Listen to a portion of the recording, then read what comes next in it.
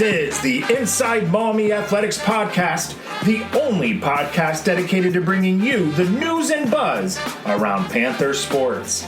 I'm your host, Jeremy Schneider. On this week's episode, we'll run down the scores and news from the last week and details on upcoming events. We'll also talk with Panthers head football coach Evan Karchner about his team's great start to the season and where they can go from here. Now let's get into it.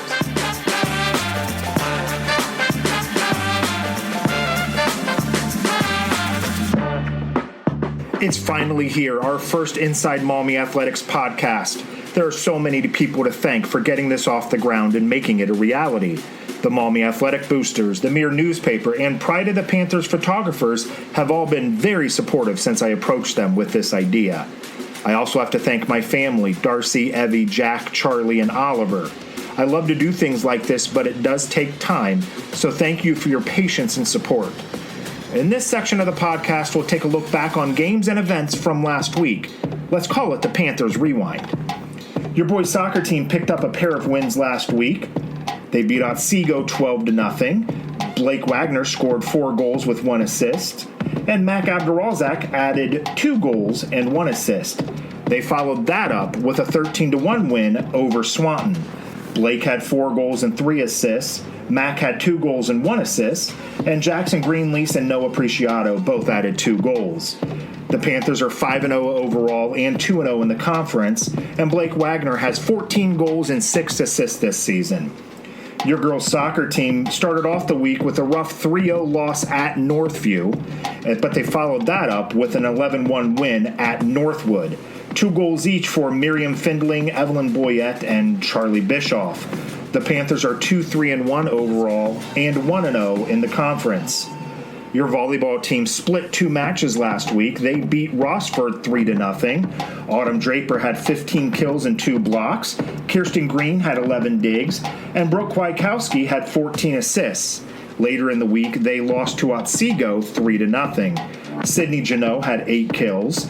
Autumn Draper and Kennedy King each had 7 assists.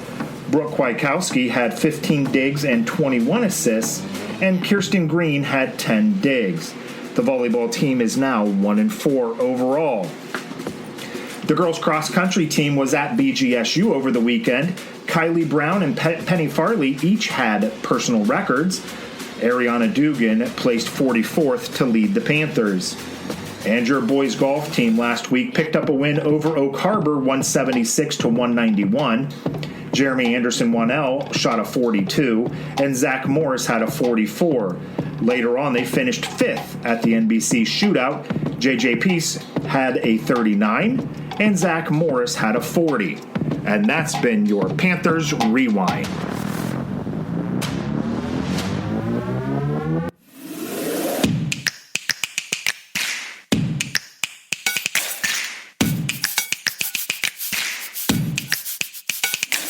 Our guest this week has done something a lot of people thought was next to impossible: make the Maumee football program relevant again. He's a Maumee alum who led the Panthers to a 5-5 record in his first season back home and had them shooting for a playoff spot all the way to Week 10. This year, he has Maumee off to a hot 2-0 start with a pair of running clock wins over Springfield and Bryan. He took some time out of his busy schedule while preparing for this week's home opener against Bowsher to be the first ever guest on Inside Maumee Athletics, and we're so excited to have him on. Here's our chat with football coach Evan Karchner.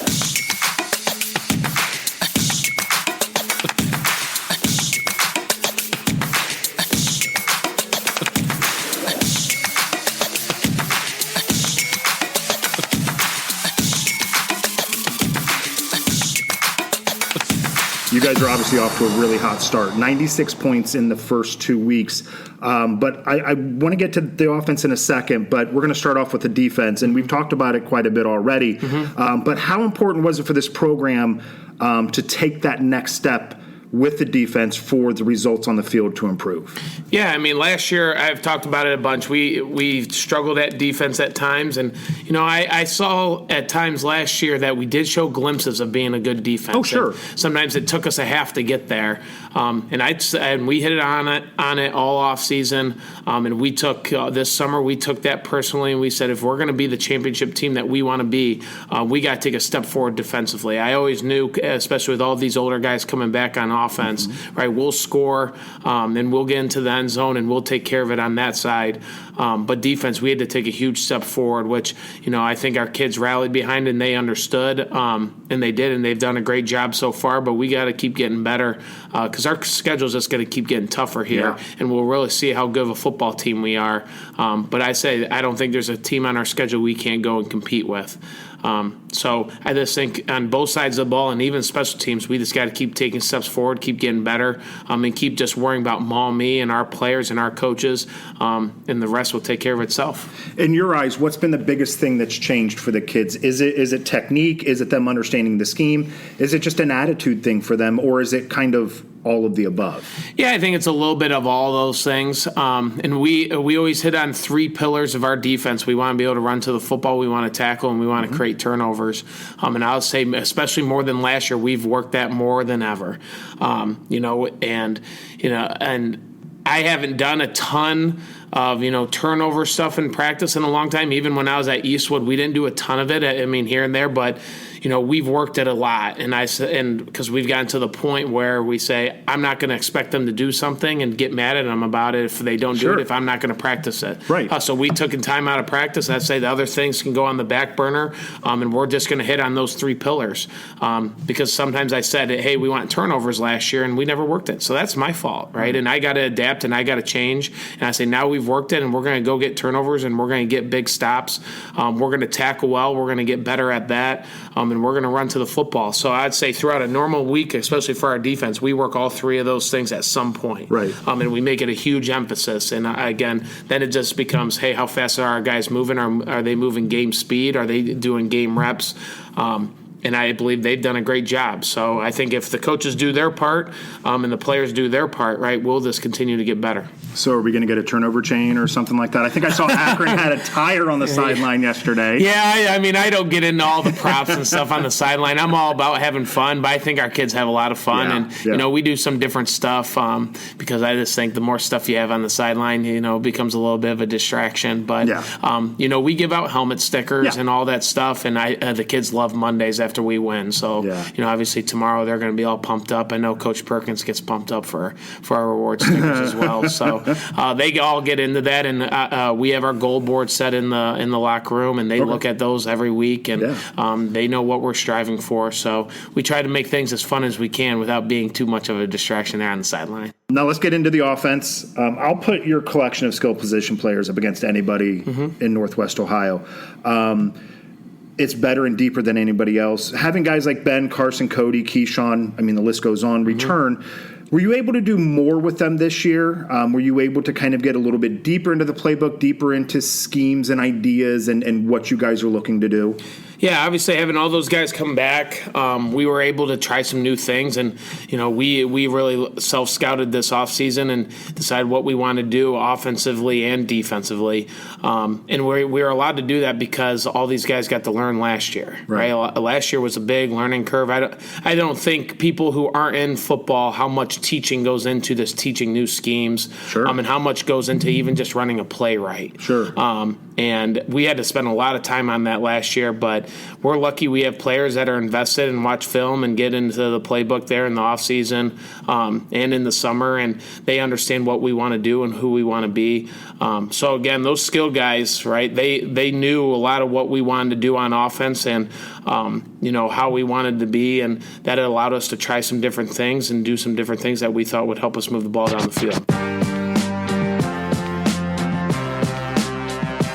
The IMA website and podcast have received generous support from the Maumee Athletic Boosters. If you want to help support the student athletes at Maumee High School and Maumee Middle School, you should consider attending one of the meetings. Join the Boosters on Wednesday, September the 4th at 7 p.m. in the High School Learning Commons.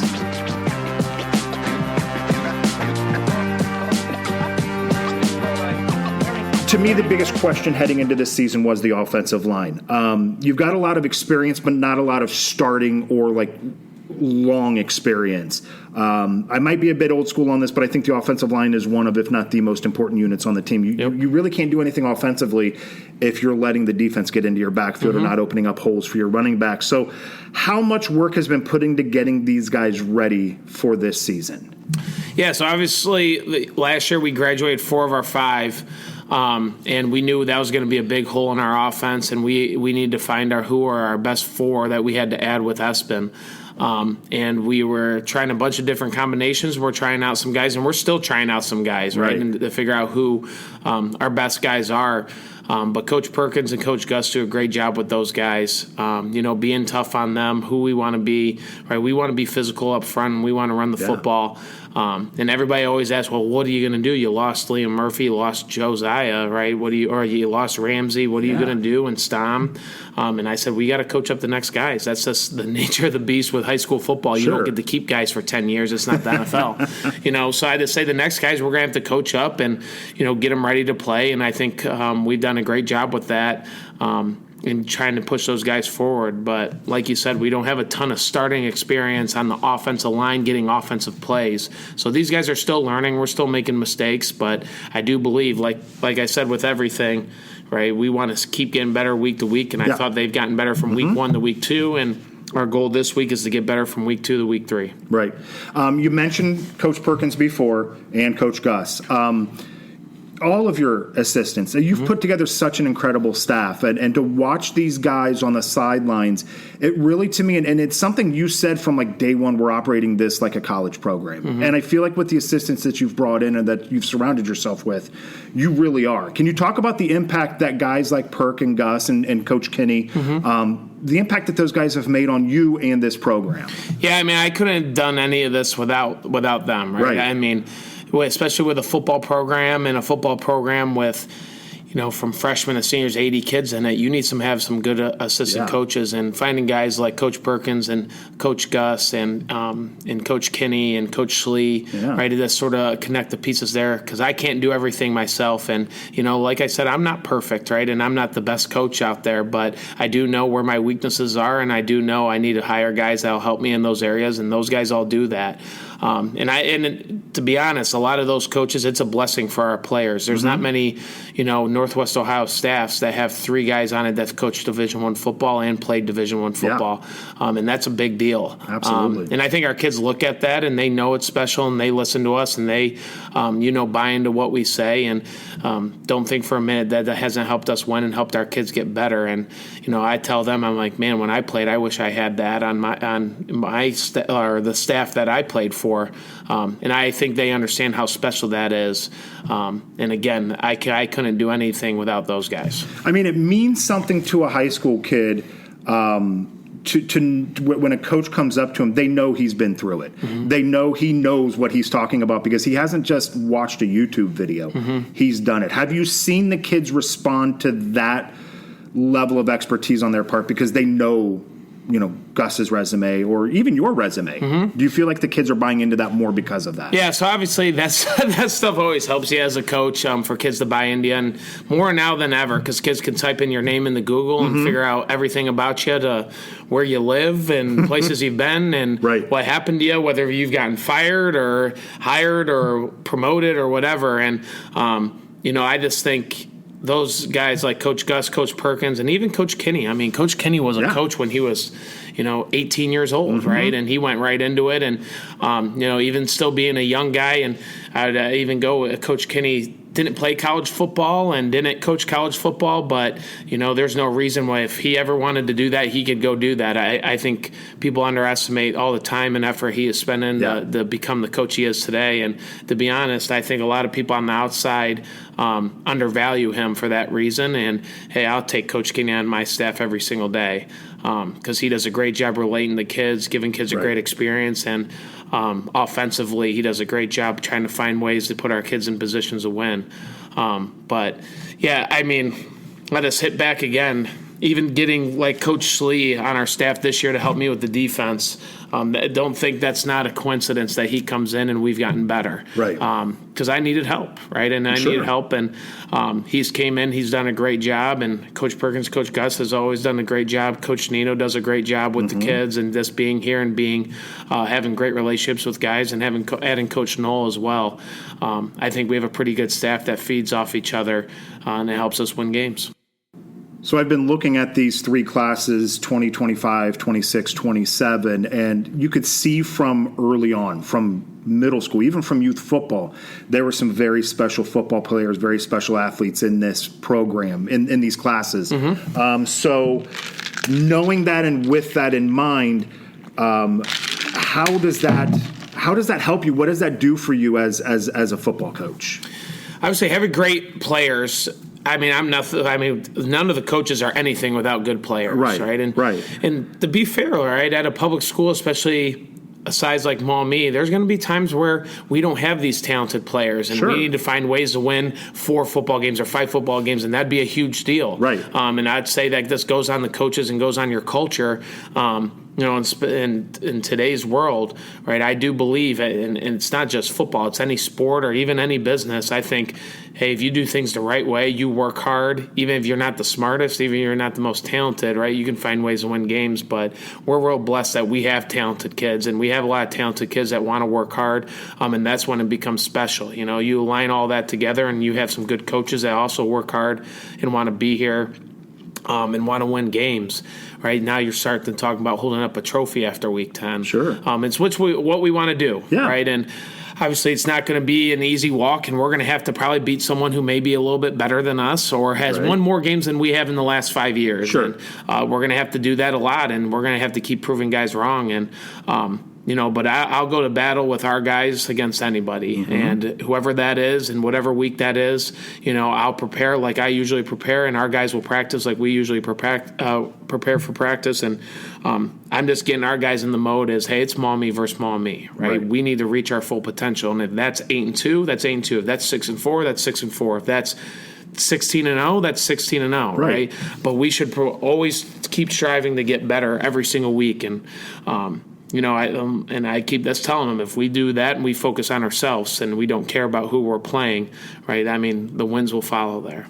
I was talking to somebody last night about this, you've got Oak Harbor, you've got Eastwood, you've got Genoa, you got Otsego. So you've I mean, not discounting anybody else, but those are 4 big games on your schedule. Then if you look at the postseason, eventually every Division III team's going to have to go through that behemoth in Central Catholic. But I said, if there's a Maumee senior class that is built to do it, it's this senior class. I mean, with kids like Carson, Cody, Keyshawn, I mean, even offensive linemen like Pierce, the swagger they have, the confidence they have to go up against something like a Central Catholic or like those insurmountable odds. This is just a special, different senior class, not just athletically, but the way they approach things, aren't they? Yeah, I mean, they have a lot of confidence in themselves, especially for them being on teams that, their first sophomore and junior year, or I'm sorry, their freshman and junior or sophomore years, they didn't win a game. Yeah. And that's a different animal there. And so there's good and bad with it. Sometimes you got to level them a little bit and surface them. Right. But I will say this: our team is very close, and our senior class is very close, and they all like to hang out with each other, and they like to do stuff with each other, and they hold each other accountable. And sometimes, they're a pain in my ass, but I'm going to miss them when they're gone. Yeah. They're a pleasure to coach. They make my job very, very fun, and I love watching them compete on Fridays and having fun and, and winning football games, because I know it's been a long road for them. And just like last year with the seniors, they deserve it, right? Yeah, they deserve to have success. They deserve to have the community behind them, and they deserve to go do something special. And I just keep hitting on them. I was like, hey, just because we're 2-0, that's never was the goal, right? Yeah. I was like, you want to do something real special, hold up a trophy after week 10. Yeah. I was like, and that's going to be as special as it gets. Yeah. I was like, I want to be at a basketball game holding up our banner. I was like, and see how many people are going to show up to that basketball game. Oh. I was like, and you guys will remember that forever. I don't know if Maumee knows how lucky it is to have photographers at nearly every single game and event our kids do. That doesn't happen at most places. The pride of the Panthers are a group of super talented photographers who donate their time and talents to make memories for your students. Find them on Facebook by searching Pride of the Panthers.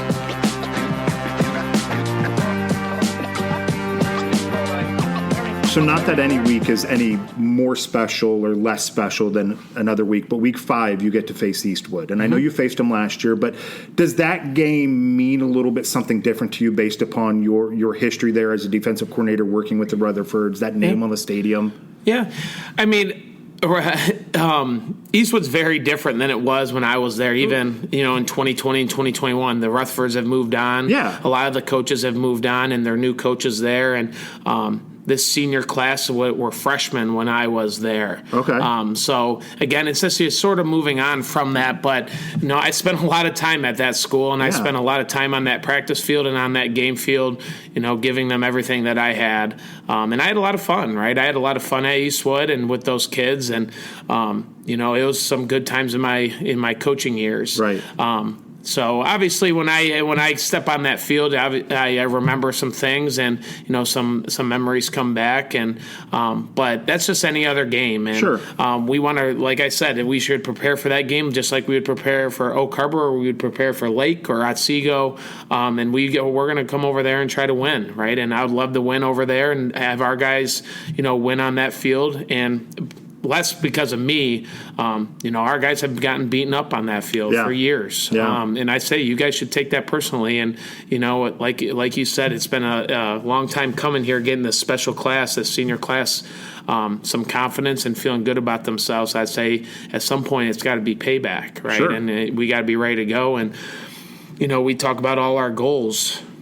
Oak Harbor and Eastwood and Genoa, we're going to have to go through them to reach those goals. So that'll be a big game for us. And being on the road, the Eastwood community is great. They all show up to those games, and I feel like that's not a far drive for us. So Maumee's going to show up, and I think that'll be a big game, and I'm excited for it. So with that experience in Eastwood, Maumee moving to the NBC last year, you've already been to Otsego, you've already faced and been to Rossford and Lake.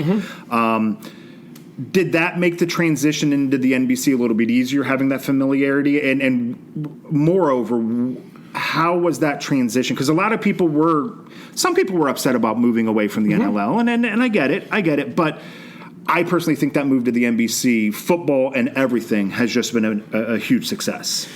Yeah, we've gotten smaller at Maumee, and the NLL broke off into 2 different leagues. And when I was interviewing to come to Maumee to be the head football coach and a teacher here, I always said I was like, I would go to that small NLL league, right? I would compete with Northview BG, and if you look at our scrimmages, that's who we try to scrimmage. And moving forward, now me and Cam Kuchar are scheduling games for the future. We're scheduling those smaller NLL schools, right? And that's who we want to play, and that's who we want to help us get ready for our in-conference schedule.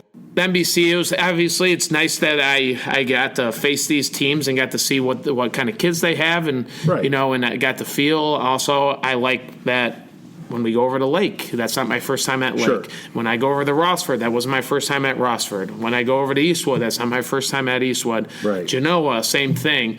So obviously that gives you a little bit more comfort, but like I said, football's football. NBC is a very good conference. The NLL is a very good conference, and I just think things are changing. And as of right now, the NBC was a great change for Maumee. We obviously have found success in a lot of different sports, but we need to continue to get better as a school, continue to get better in all our programs. Right. And I would tell all our programs, whether it's boys soccer, softball, basketball, to football, if we just worry about making Maumee the best it could be, wins will follow. Okay, so this week we've got Bowser coming up. I guess first off, let's talk about this. Coming back home. This is going to be your first home game of the season. How special is that? How much of a difference does that make to be playing at Kazmaier Stadium? Yeah, we haven't been home since the BG scrimmage for our preview night, and I know after we got home from Brian on Friday, a lot of our coaches were like, I'm so glad we're at home now. It's a lot. It's a lot to get all our gear to places. It's a lot to create, our schedule, and you're worried, hey, we got our hour drive here, we got a 20-minute drive here, and just the distractions, and this puts a little bit more stress on the coaches and, and on the program, and we're just excited to be home, and obviously we're going to have more turnout from Maumee people and the Maumee community members at home games, and we're excited to see that. I know we had a great turnout for our BG scrimmage, and I believe people are excited. They've seen our first 2 wins, and we're going to have a lot of people out at this against Bowser at this game, and it's going to be great for our kids, right? And they like that. They like a lot of people there. It gets them excited, gets them to play hard. And I hope it just gets us geared up for Bowser, and we'll get it. And then we'll have round 2 with Oak Harbor week 4, which I just know our guys are getting excited, right? As you get through the season and you start winning games and you get on a roll a little bit, hopefully you just keep it rolling. And being at home always makes that all much easier. So with that said, you brought up Oak Harbor in week 4. How do you keep your guys focused on Bowser and not looking ahead? Because Bowser's 0-2. They lost 38-8 to Genoa. Yep. I mean, no offense to the Blue Racers. Everybody plays football. Everybody puts the effort in. But the kids know it. They're 0-2. Yep. So how do you keep them focused on an 0-2 Bowser team and not the following week? Yeah, it just goes back to what I've been saying. I almost feel like I said it this whole podcast is we just got to worry about ourselves, right? And we got to get better. There's a lot of stuff that we can get better. It doesn't matter who we're playing or what offense or what defense we're playing, right? We need to fix, and we need to fix to be able to be that playoff team, to be that championship team. So I tell them it doesn't really matter who we're playing, whether we think we're better than them or we think we're worse than them, right? We just got to worry about, hey, how is Maumee getting better today, right? And what are things that we can get better at? Because I think all our players, I always say, look yourself in the mirror. There's not one thing that, or there's not a thing that you could say that, oh, I'm just perfect at everything, right? There's stuff that we can all work on and get better. And that's what we're always striving for. And I told him, to tell you the truth, guys, we could be in week 12 playing a away playoff game, and we could still be working on stuff to get better at, right? I was like, I've never been on a football team that was perfect, and I've been on championship teams, right? And, I just think having that mentality, and it's hard. It's hard to get that mentality with kids who are 14 to 17 years old, right? They could feel like, oh, this is Bowser, and we're going to take the week off and all that stuff, and I'd say this is just another week that the Eastwoods, the Genoas, the Oak Harbors, that Seagulls are all going to get better. Do not give them 4 days. Do not give them 4 days. So, our coaches do a great job to say, hey, we're not there yet. We haven't arrived. And we got to keep improving, right? And we got to keep improving week in and week out, and that's going to start tomorrow. Well, I mean, it wasn't too long ago, probably August of last year, that Springfield probably was looking at the Maumee game much the same way. They had beaten us quite a few years in a row. So, I mean, the evidence is right there that week to week, anybody can beat anybody, and they have to be focused in on it. Yeah, any dog can have his day. And you got to show up and play, right? I always say everybody's got to show up and play, or if the better team that's always won, why would you even play the game? So, like I said, our guys need to prepare. Our guys need to continue to get better, and we'll handle Maumee. And then whoever shows up on Friday to play us, right, we'll play full speed and we'll play with 100% effort. And hopefully the check marks just end up in the win column for us. So, barring any injuries, barring anything unforeseen happening, what's the ceiling for this team? Are we playing week 12, 13, 14? What's the limit for this team, do you think? Well, let's start off our league expectations. Okay. Talking with our team leaders, talking with our team, one of the goals they all wanted is, hey, we want to win a league championship. So I remind them what that entails, right, and what we need to do. And I said, we're not there yet. It's hard to go be a 5-5 team and end up being a 10-0 team. Right? That's a pretty huge step. But I told them, hey, you guys are talented enough where you could go do whatever you want. Okay, but you want that, right? That's a whole nother level. And our coaches, I'll tell them, if that's what you want, right, we'll be hard on you, right? And it'll be harder than it was last year, right? Because we all know what it looks like. There's a lot of coaches on our staff that have won championships and have seen those teams. And our guys said we want that, right? So that's what we're striving for. And obviously, you can't always control what happens with injuries and all that stuff. Or like I said, every dog has their day, right? You could have a bad day and that could happen. But I'd say you do everything in your power to make sure you don't have a bad day on Friday, right? And I always said that comes from preparation. Confidence comes from preparation and having good practices from Monday through Thursday. You show up Friday and you say, shoot, I've been doing this all week. And this is easy now, right? Yeah. It's like second nature to me. And being a championship team, that's who they are. Right, and it's not, oh, hey, it's a sprint day on Monday. I'm not going full go because I just don't feel like it. No, I got a championship to go win, right? And even if I don't feel good, right, I gotta go full speed. And I know, hey, the next day is a non-sprint day, right? Coach will take care of me there. So we're still getting all that done, and and I truly believe it. I think these kids can have whatever they want, right? But we got to just continue to get better and continue to flip our mind over from the 1-38, the 5-5 team to say, hey, we are a 10-0 team. There's higher expectations. There's, we're going to get pushed harder, and we're going to prepare better than we ever have before. And then speaking postseason, obviously that's the luck of the draw, right? I mean, if you win games, that's always better, right? And I told all our guys want a home playoff game because I tell them how special that is. I think our last home playoff game, I was on that team. Okay. And it is special. I remember we had to bring in temporary stands, at Maumee. It almost looked like a bowl. Yeah. We played Avon Lake at home, and we ended up losing. But there was a lot of people there, and there was a lot of excitement. And I told our guys, shoot, I mean, we can have a home playoff game and we go win that. You guys think the community's behind us now. I'm like, it might erupt that night. And they all want that, right? That's exciting for a kid. And, and that's something that's very special. But I say that this doesn't happen, right? Yeah. Winning just doesn't happen. It's a long season. It's only we're now going into week 3, right? We can't let off the gas, right? We got to step down on the gas, and I promise you it'll be over before you know it. And I said, you seniors, it could be the last games you ever play. Yeah. And if we're fortunate enough to walk out there week 11 in Kazmaier Stadium, I'll tell them, I'll say, this will be the last time you walk out on this field. And it should be special to them. And that's been a long ways from showing up here and they haven't won a varsity football game, and some of them, I'd even tell you, even Cody Wolf saying, I hate football, right? And now I just think he looks at that a whole different light, and I think he understands, hey, the days are numbered here, and it just becomes special. So I'm excited for them. Right now I'm excited for our weeks coming up and these big games and seeing what they can do and seeing if they step up. Because, again, right, I think high school football is special, and I think it's special in Maumee, and I just want it to be special for them. Now, you also get support from other people like the boosters. I mean, the Pride of the Panthers photographers come to all the games. These are people who take time out of their schedule. They're not getting paid to do any of this. And then you get support from inside the school. I'm sure, Mr. Parati, Mr. Kuchar, people like that. Can you talk about that more structured support from the boosters, from the photographers, from the administration?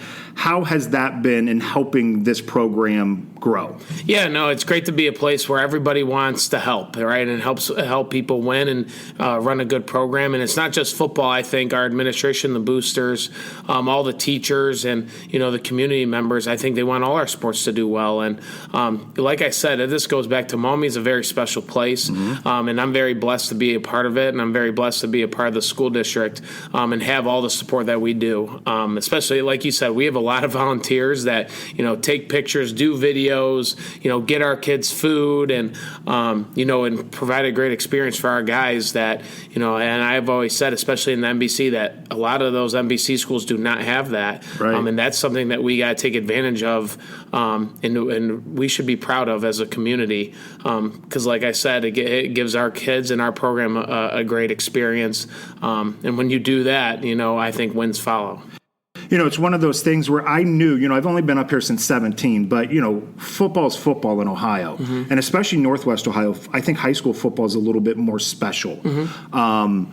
And I knew as soon as Maumee got a winning program, as soon as the team started to win, this community would just explode. And it's been great to watch it. How has it been from your end, from inside the program, watching the reactions, watching, I think you mentioned something to me on Friday night about the social media is blowing up for you guys. How has it been from the inside out, watching everything happening outside and everybody's excitement? No, it's great. Obviously, we want the support and we want all that. And in today's day and age, you talk about social media, and that's a lot of, if you look at a lot of schools will point their nose up at it and be like, well, we're here to play football. But, you go back to, again, creating a great experience for your kids and finding support and finding people out in the community that say, hey, I want to be a part of that. I think social media is a great tool. It takes a little bit of effort that our coaches, we put our effort into it, and we know that it's important. And, like everybody always says, football and everything else is constantly changing. And our world is constantly changing, and you got to adapt, right? And you got to adapt to use it in your favor. And I think we've done a great job at that the last couple of years. I just think it's great, and I think our kids think it's a really cool thing, and they like to see it. And again, we're just trying to get kids excited to play football here and want to be a part of our program. And we want students to come to football games and be in the student section and feel like they're a part of our program. So that's always the goal for us.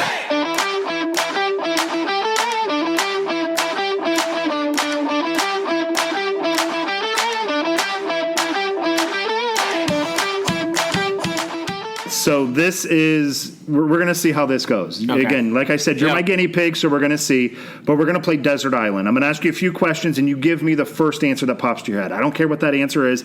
It's got to be G-rated because this is a family podcast. Yep. But, all right, so what are your 3 most favorite books? What 3 books have made the biggest impact on you?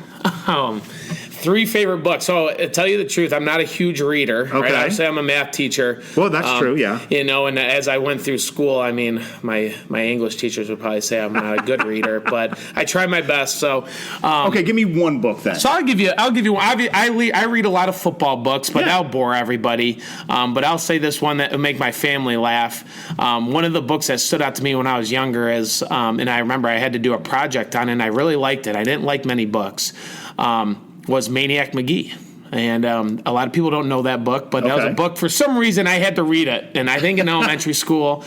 And that's just another book that, I read and that I always leaned on that I remembered, which is just bizarre, right? Yeah. When you think about your childhood and all that stuff. As an adult, things that I read The Hunger Games, obviously. I liked all those, and those were all good. But in the grand scheme of things, I don't want people to leave here and say, oh, he's some articulate reader. I'm not one of those guys. I'm not going to fake it either. I guess nowadays I read more football stuff and football books. I read like Nick Saban's book and Urban Meyer's book and all that stuff. But, I don't want to bore people too much with that. All right. Now we'll go to something maybe a little bit less educational. 3 favorite movies. Ooh. Well, I'm a huge Rocky guy. Sylvester Stallone in general. I'm a huge Rambo guy as well. Yeah. That stuff I grew up watching with my dad and stuff. That checks out. Yeah.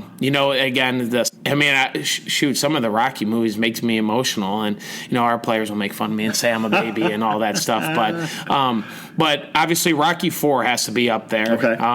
Where he fights the Russian. Yeah. The first Rambo movie has to be up there. Yeah. And then getting a little bit away from that, I'd probably say my number one ahead of those is Forrest Gump. It's just a great. I mean, that's a great movie. I'm a big Tom Hanks guy. Oh, he's fantastic. Castaway is great too. Yeah. He's probably one of my favorite actors. Oh, he's great. But Forrest Gump, just with all the history and stuff, and then it makes it a good, an interesting movie to watch. Yeah. My fiance Chloe would say, if you asked her, she would say my favorite movie is Forrest Gump. I could probably watch that any day, anytime, and be interested in it. So, if anybody knows Tom Hanks, or if Tom Hanks is listening to this podcast, come out to a Maumee football game. Give me a shout out. Give me a shout out. All right, you're riding to school in your truck, or you're coming wherever.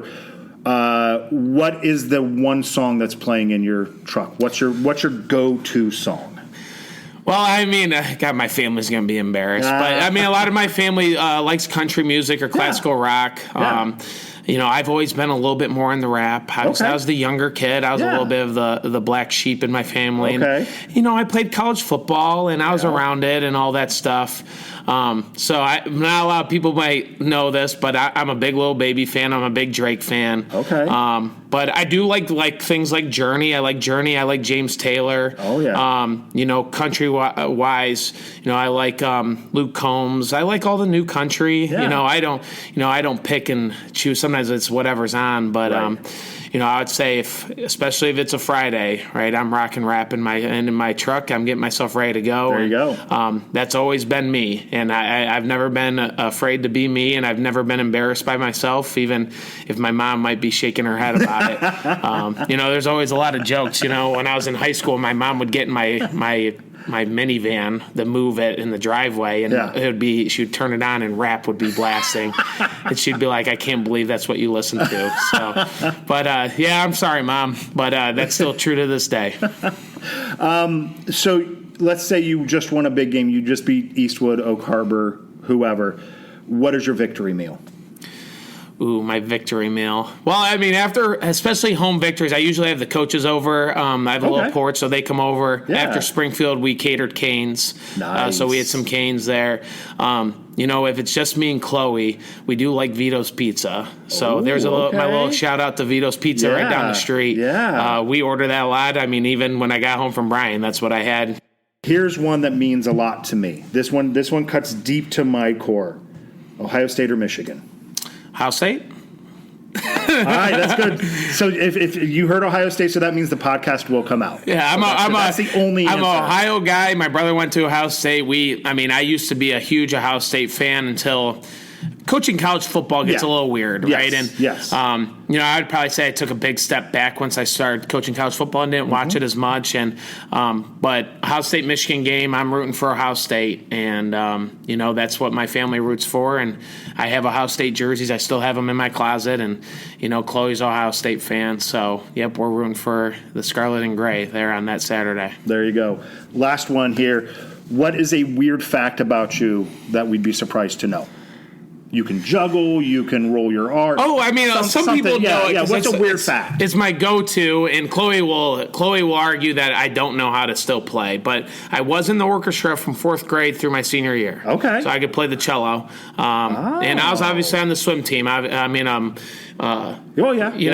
whole family was on the swim team in Maumee, so a lot of players figure this stuff out, and they start making fun of me a little bit, and I was just like, hey, I was a diverse kid, right? And and I even took a guitar class in college when I had to take some extra credits just to be full time. Right. I acted like I didn't know how to read music and stuff. And our first couple tests, I knew it was just learning how to read music, and I didn't even have to study for it. So, obviously that came in to help me out there. But yeah, a lot of people don't know. I played in the orchestra from 4th grade to senior year, and I would say I'm not a world-class celloist, or maybe Chloe's right. Maybe I don't know how to play. It's been a long, long time. But at one point, I did know how to play the cello. So I would say that would be my one weird fact. Maybe we need to get a hold of Mr. Hawari, the orchestra director, and have him. I would probably make his orchestra worse. He would put me far, far, far in the back.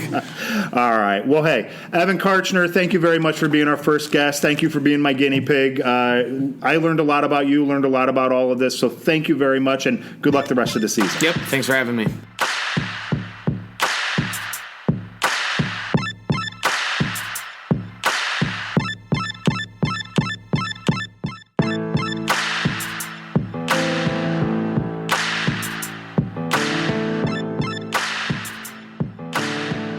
Lots of great information in that interview. Aside from the winning, my favorite thing that Evan has done with the program is bring some excitement and fun back. He's done a great job of including the parents and community in what he's doing. He's certainly got a lot of energy, and the kids have responded to that. So once again, thanks to Evan for taking the time to chat with me.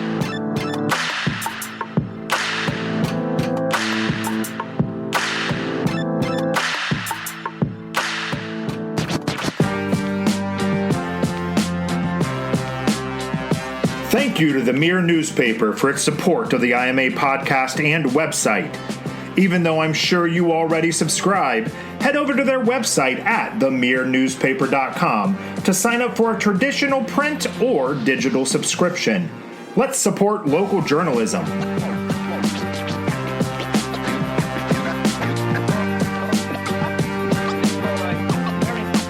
We'll take this next part of the podcast to talk about some of the highlights coming up this week in Panther athletics. On Wednesday, it's a soccer trip to Genoa for the Panthers. Boys start at 5, girls start at 7 in those key Northern Buckeye Conference matches.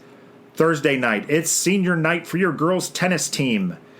They take on Archibald at Shadow Valley at 4:30. Also on Thursday, volleyball travels to Oak Harbor in the NBC. And earlier that day, girls golf hosts the NBC Shootout at Heather Downs. Friday, you know it's Football Friday night, and finally, your Panthers have a home game. They host Bowser at 7 o'clock. Beforehand, don't forget about our tailgate at the tracks. That start at 5:30 before every home football game. Saturday's highlights, boys soccer at Bryan, girls soccer at Salina, and then the cross-country teams are in Tiffin. Monday night, girls tennis hosts Rossford, and then Tuesday, it's senior night for your boys golf team at Heather Downs. They face Rossford. Also on Tuesday, volleyball hosts Eastwood. And that's your look at the highlights this week for Maumee Athletics.